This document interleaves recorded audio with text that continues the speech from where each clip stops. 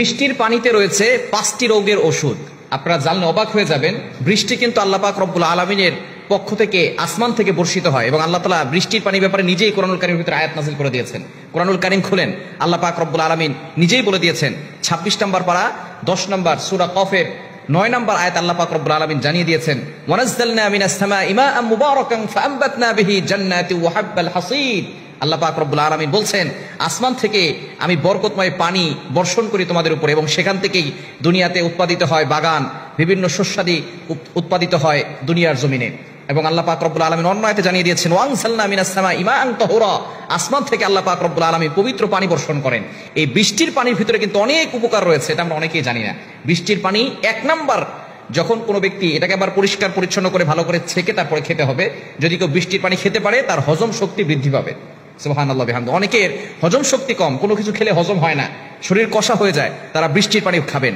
ভালো করে ছেঁকে যদি বৃষ্টির পানি আপনি খেতে পারেন, দেখবেন আপনার হজম শক্তি বৃদ্ধি পাবে। এটা আল্লাহ তাআলার পক্ষ থেকে পবিত্র পানি আল্লাহ পাক রব্বুল আলামিন মানুষের জন্য দুনিয়াতে প্রেরণ করেন। সুতরাং 1 নাম্বার হচ্ছে আপনার হজম শক্তি বাড়াবে। 2 নাম্বার হচ্ছে জটিল ও কঠিন রোগ যেটা আমাদের সমাজের ভিতরে ম্যাক্সিমাম মানুষের আছে, সেটা হচ্ছে চর্মরোগ। বিভিন্ন ধরনের চুলকানি হয়, অ্যালার্জি হয়, দাউদ হয়, এই ধরনের সমস্যা অনেকের আছে। নবীজি সাল্লাল্লাহু আলাইহি ওয়াসাল্লাম কিন্তু বৃষ্টিতে গোসল করতেন, এটা আমরা অনেকে ভুলেই গেছি। এবং নবীজি সাল্লাল্লাহু আলাইহি ওয়াসাল্লাম বৃষ্টি পড়লে বৃষ্টিতে হাত দিয়ে দোয়া করতেন, কারণ নবীজি সাল্লাল্লাহু আলাইহি ওয়াসাল্লাম জানিয়ে দিয়েছেন বৃষ্টির সময় দোয়া করলে দোয়া কবুল হয়, ওই দোয়া ফেরত দেওয়া হয় না। নবীজি সাল্লাল্লাহু আলাইহি ওয়াসাল্লামের হারিয়ে যাওয়া সুন্নত মাঝে মধ্যে বাস্তবায়ন করবেন, বৃষ্টির পানিতে গোসল করবেন। পুরুষ হলে যেখানে লোকজন কম থাকে সেখানে একটু গোসল করবেন, বৃষ্টির পানি গায়ে লাগাবেন, দেখবেন আপনার অ্যালার্জির সমস্যা চলে যাবে, চুলকানি রোগ, এগুলো সব থেকে আপনি মুক্তি পাবেন। খুবই জটিল ও কঠিন রোগ এটা বাংলাদেশের ভিতরে ম্যাক্সিমাম জায়গায় এবং ছোট ছোট বাচ্চাদের হয়ে থাকে।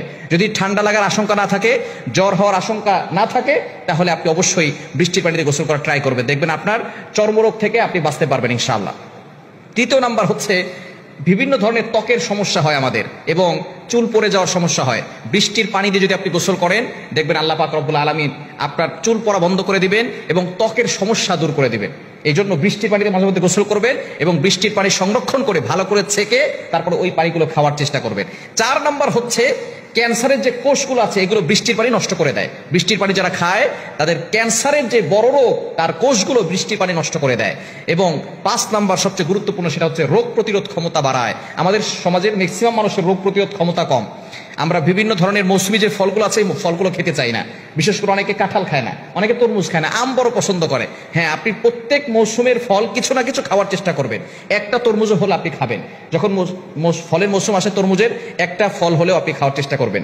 যখন কাঁঠালের মৌসুম আসে খাবেন, কেননা এটা আপনার রোগ প্রতিরোধ ক্ষমতা বাড়াবে। ঠিক তদ্রুপভাবে এই বৃষ্টির পানিও আপনার রোগ প্রতিরোধ ক্ষমতা বাড়ায়। এজন্য এই বৃষ্টির পানিটাকে সংরক্ষণ করে রাখবেন, ভালো করে ছেঁকে পরিষ্কার করে ওই পানিটা খাওয়ার ট্রাই করবেন। এবং বৃষ্টি পড়লে আপনি বৃষ্টিতে গোসল করার সুযোগ থাকলে গোসল করবেন এবং বৃষ্টির সময় আল্লাহর কাছে দোয়া করবেন।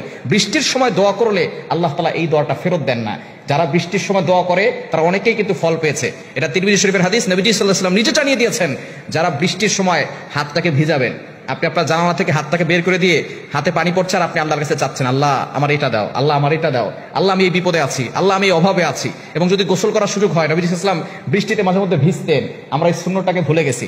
আমরা বৃষ্টিতে ভিজবো, তাহলে চর্মরোগ দূর হবে, ত্বকের সমস্যা দূর হবে, চুল পড়া বন্ধ হবে এবং দোয়া করলে দোয়াও কবুল হবে। কারণ আল্লাহ তাআলার পক্ষ থেকে আসমান থেকে রহমতের বৃষ্টি নাজিল হয়। কিন্তু অনেকেই আছে বৃষ্টি পড়লে অখুশি হয়ে যায়। বৃষ্টি হচ্ছে আল্লাহর পক্ষ থেকে বান্দার প্রতি একটা রহমত। কখনো বৃষ্টি বললে বৃষ্টিকে গালিগালাজ করবেন না। বৃষ্টি আসলে অতিরিক্ত হলেও আপনি কখনো বৃষ্টিকে গালিগালাজ করবেন না, এটা আল্লাহর পক্ষ থেকে একটা রহমত। এজন্য বৃষ্টির সময় দোয়া করবেন এবং বৃষ্টি পানি খাবেন এবং গোসল করার ট্রাই করবেন, দেখবেন আল্লাহ তাআলা জটিল ও কঠিন রোগ থেকে আপনাকে মুক্তির ব্যবস্থা করে দিবেন।